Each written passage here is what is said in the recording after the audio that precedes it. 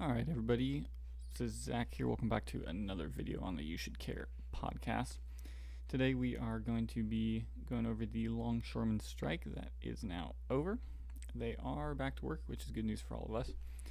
So this will be a quick video just going over the whole strike, giving you all the information on it, as well as the deal that they struck.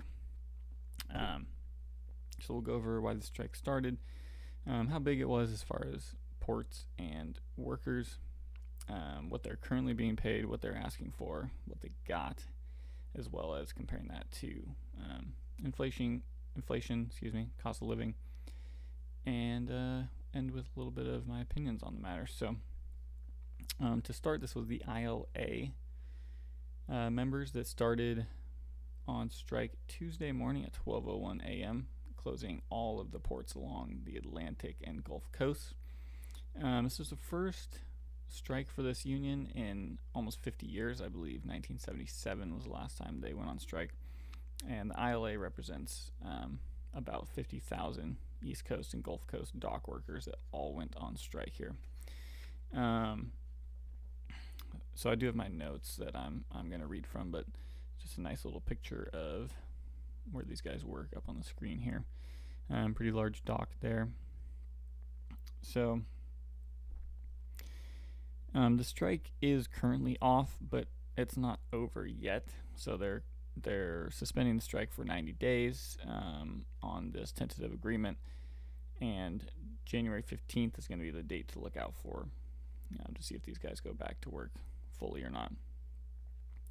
So currently, the ILA contract that expired this past Monday shows dock workers start at $20 per hour and get pay raises to $24.75 after 2 years and $31.90 after 3 years, and they top out at about $39 for workers. Sorry, trying to get rid of these annoying ads here. Let's go ahead and minimize that. So not horrible pay above national averages, but obviously in some of those states that is not a lot, and these guys work pretty hard, pretty important job. So after about 6 years on the job, workers can top out at $39 an hour. And here in California, $39 an hour isn't anywhere near the tops of these jobs or anything like that. Far above minimum wage, decent wage, but not enough to live comfortably on one income and own a home or anything like that.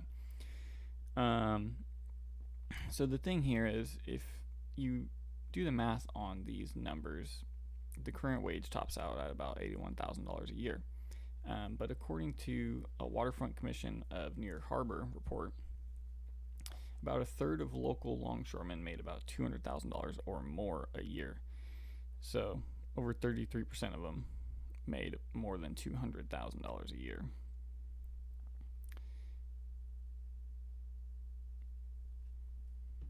Which is obviously a lot more than $39 an hour. So the problem here is that's a lot of overtime work. So the ILA president, Harold Daggett, who you've probably seen clips of in the media, he told the Associated Press that many of the workers earning high wages work up to 100 hours a week. So that's how you get to $200,000 a year, is they're really working themselves to the bone. So that's how much they currently make, up to $39 an hour after you've been there for 6 years, but probably 100 hours a week a lot of the time, so a lot of overtime. The tentative agreement that they reached that put them back to work this week will increase their wages by 62% over the 6-year contract. That's per ABC News. Other news outlets reported the same, 62, 65%, around there. This represents a significant increase from shipping industry group offer of 50%, and the union was pushing for 77%. So those are the two sides. The workers wanted 77, the industry wanted 50. They came together and got at about 62.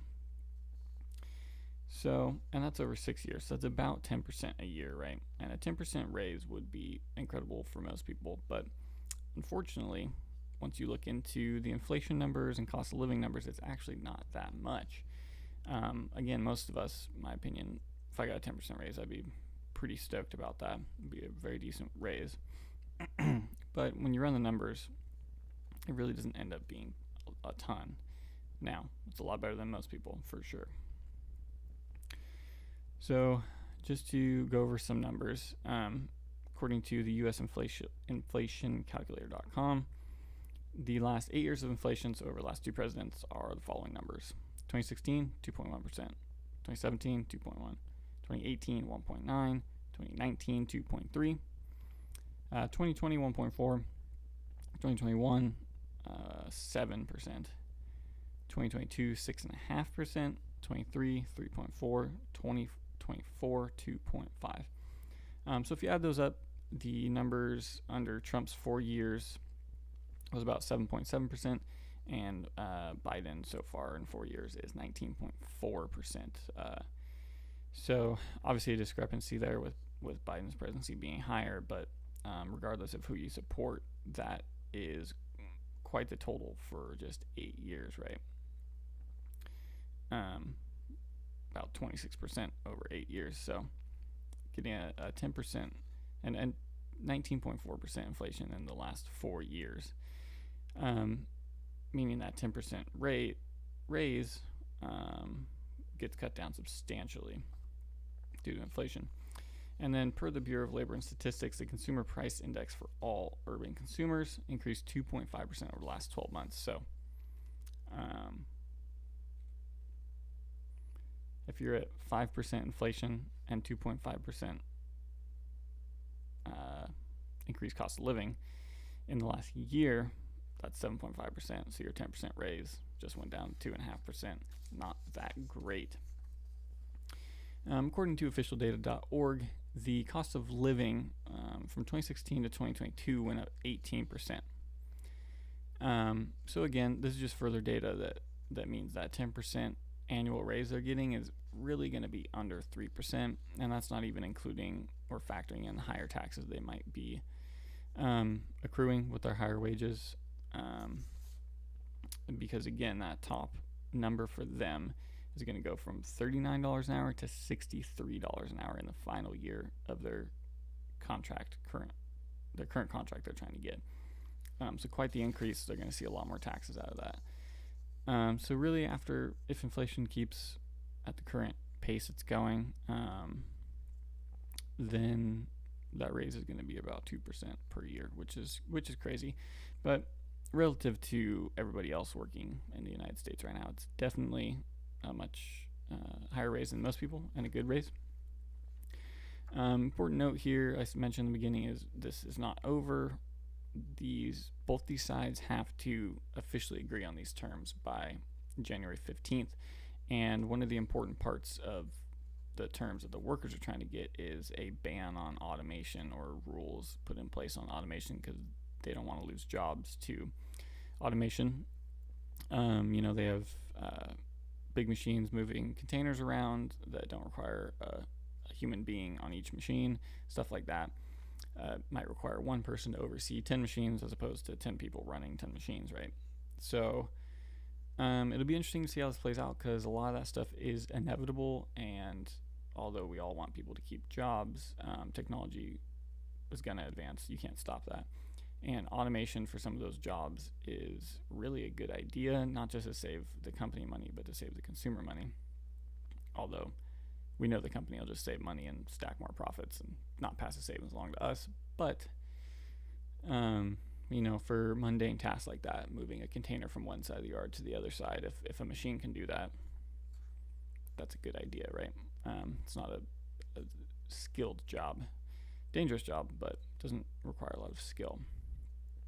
Although there are a ton of jobs still needed by humans in this sector, obviously. So as of right now, these guys have a very substantial raise in place.